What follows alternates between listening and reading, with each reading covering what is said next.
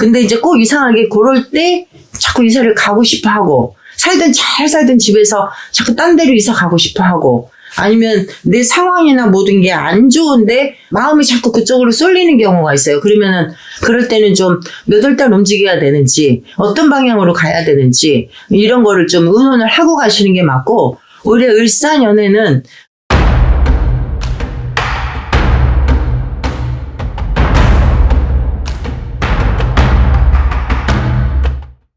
안녕하세요. 옥한문 장군신당입니다. 선생님 안녕하세요. 안녕하세요. 네, 이번에는 네. 2025년 을사년에 네.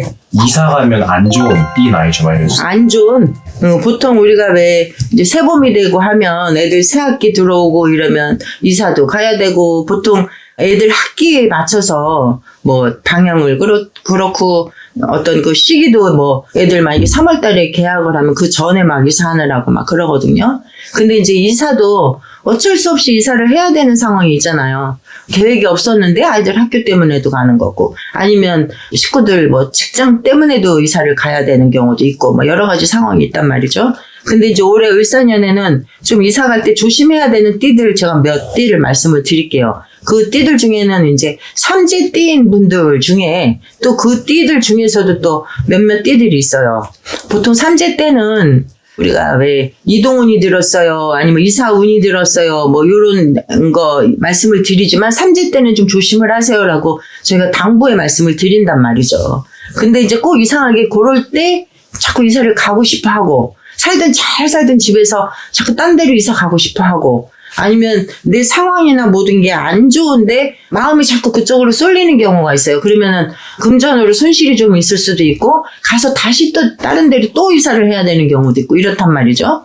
삼재띠 중에서 1983년 개해생분들 같은 경우에는 올해 을사년에는 삼재이면서 나하고 그렇게 썩 좋지 않단 말이죠. 그럼 개해생분들은 이사를 했을 때 뭐 정말 어쩔 수 없는 상황에서는 해야 되겠지만, 이사를 가서 좀 내가 몸이 아플 수도 있고, 뭔가 이렇게 자꾸 기운이 처질 수도 있고 이래요, 개일생분들이.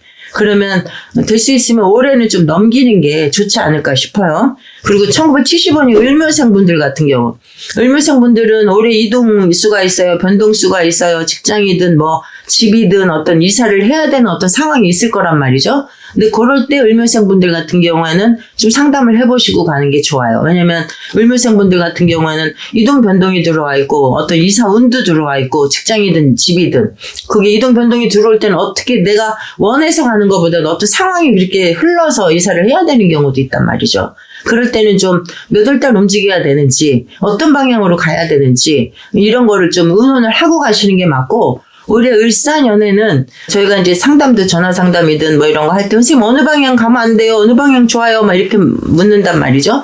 정확하게는 개개인마다 좀 식구들마다의 어떤 방향을 또 아주 세세하게 보는 경우도 있지만, 제가 지금 말씀드린 거 굵은 거니까 올해 을사년에는 동쪽이 다 막혀 있단 말이죠. 그러면 내가 사는 집에서 만약에 이 집에서 동쪽 방향으로 이사 가는 거는 사실은 올해는 좀 하지 말아라라고 저희가 말려요. 대장고 3살이 다 막혔기 때문에 이왕이면 안 좋은 방향으로 이사 가서 썩 좋을 일 없으면 동쪽은 올해는 피하라 이렇게 나온단 말이죠. 근데 이제 을묘생분들 같은 경우에 어쩔 수 없이 내가 동쪽 방향으로 가야 되는 어떤 상황이 벌어졌을 때는 의논을 하셔서 어떤 비방이든 아니면 부적 비방이든 뭐 이런 걸 좀 예방을 하고 가시는 게 맞아요. 그 다음에 1971년 신일생분들 같은 경우에는 지금 뭐 삼재라고 해도 그야말로 내가 워낙에 이 기운들이 좀 세고 어떤 신의 기운들도 있는 분들도 있고, 뭐 그게 뭐 어때서 내가 얼마든지 할 수 있어요 라고 하지만, 올해 을사년에는 신일생분들은 내가 어떤 신의 어떤 바람으로, 신의 어떤 풍파로 이런 걸로 인해서 뭔가 이렇게 뒤집어질 수도 있고, 아니면 좀 안 좋은 상황이 벌어질 수도 있으니까 올해는 좀 이사를 안 하는 게 맞단 말이죠.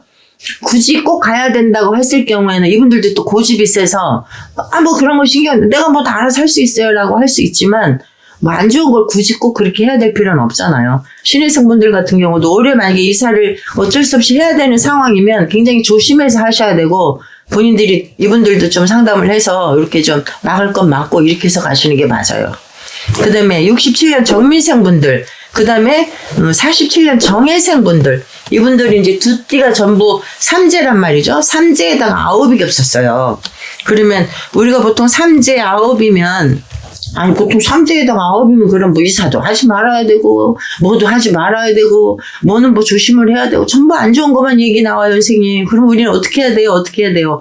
삼재라고 다 나쁜 거 아니고 아홉이라고 다 나쁜 건 아니지만 그래도 예년에 비해서는 삼재 아홉이면 조심을 하고 가는 게 맞아요. 우리가 왜 돌다리도 두들겨서 갑시다라고 했을 때 이 돌다리도 세월이 흐르면 내가 디뎠는데 꿀렁거릴 수 있고, 그죠? 돌다리인데도 불구하고. 그러면 내가 또 어느 날은 내가 평상시 내 보폭으로 건넜는데 내 보폭이 못지않은 어떤 걸로 넘칠 수도 있고 좁아질 수도 있어. 내가 어떤 낭패가 있을 수도 있으니까 이럴 때는 조심하고 가는 게, 그리고 이럴 때는 이사를 안 하는 게 맞아요.